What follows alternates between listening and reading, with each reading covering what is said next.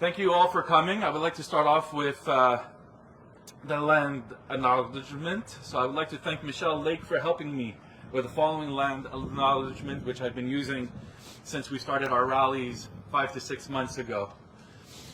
I acknowledge that where we are gathered today is Tiohtià:ke, Montreal, which is located on unceded indigenous land. The Canadian Keake Nation are the traditional inhabitants of this area and are the true caretakers of the land, with two communities bordering Montreal, the Kanawake and the Kanesatake. The land was never ceded nor surrendered. It serves as a natural resting place for First Nation travelers and the point of divergence. I honor, recognize, and respect these nations as the traditional steward of the land and waters on which we are gathered on today.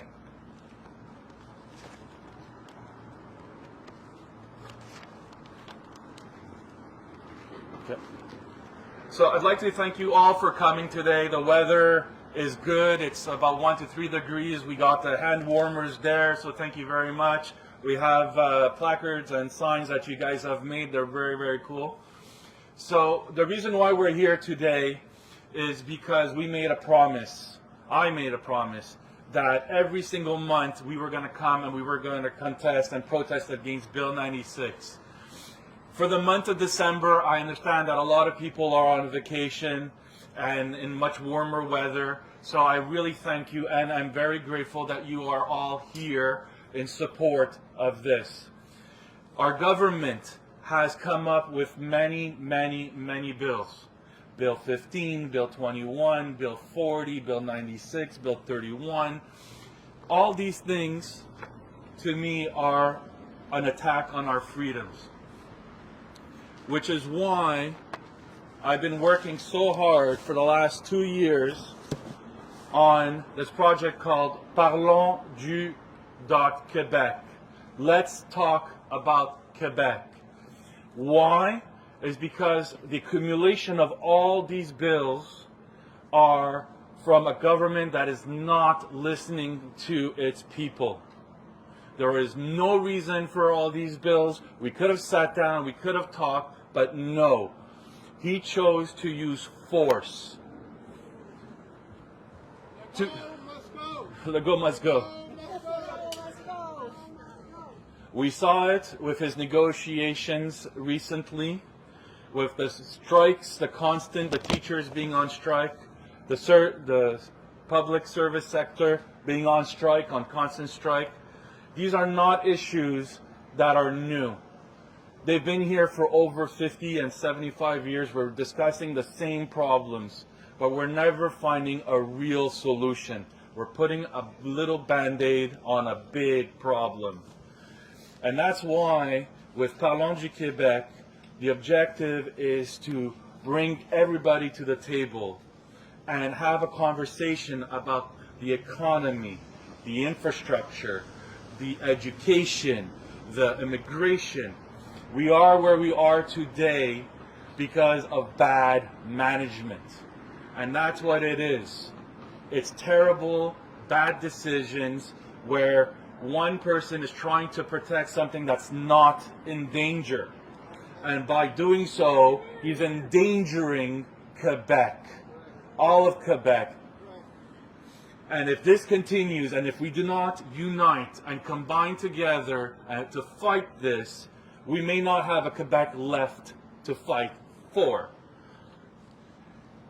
Quebec has a rich, multilingual history.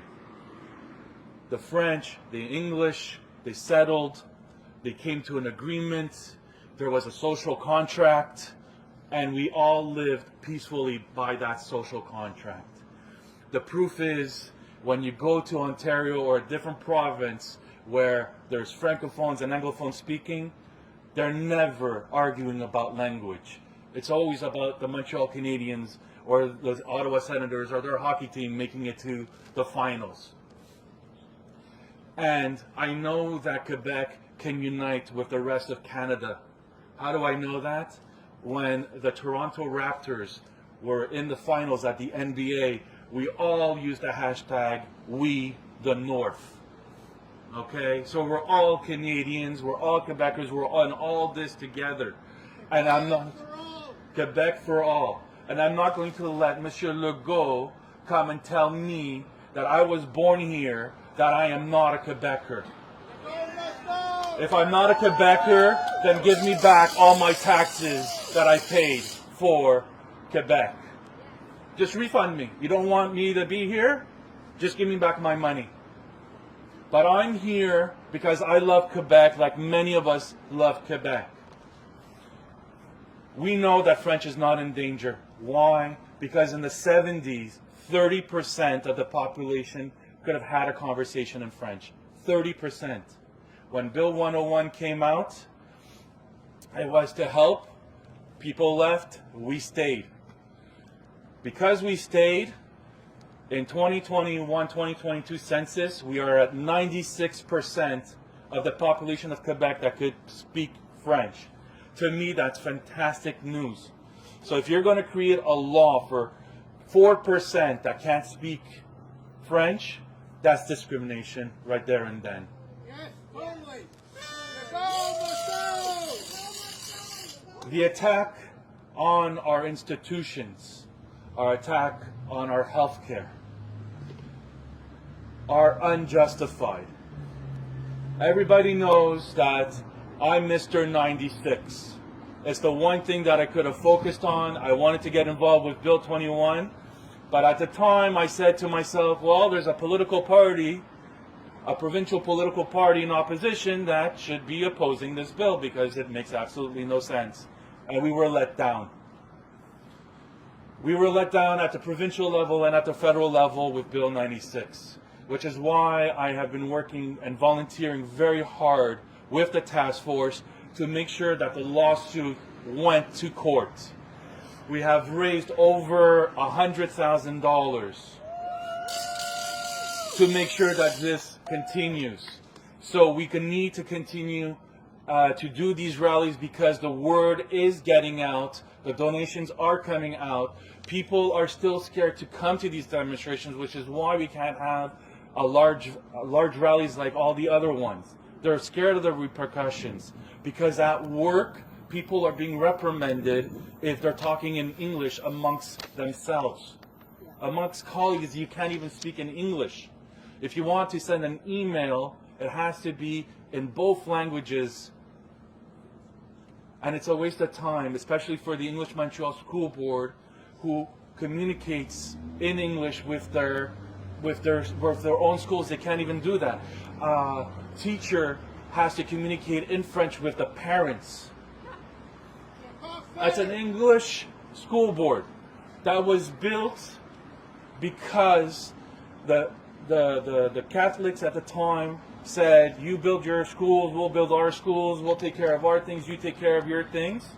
And it's documented that the Catholic Church said, we don't want them with us, so go to the Protestant schools. And that's what happened. We built our own hospitals, we built our own schools, and they were successful. And now we're being punished because they were successful. The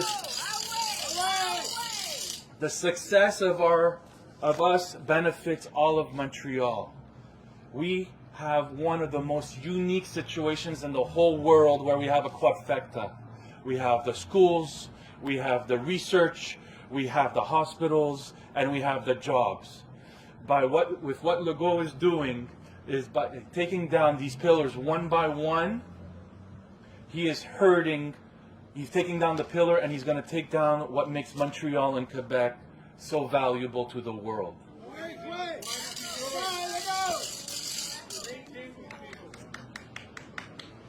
And he said it. He said it clearly, that there are some cultures, that not all cultures are equal.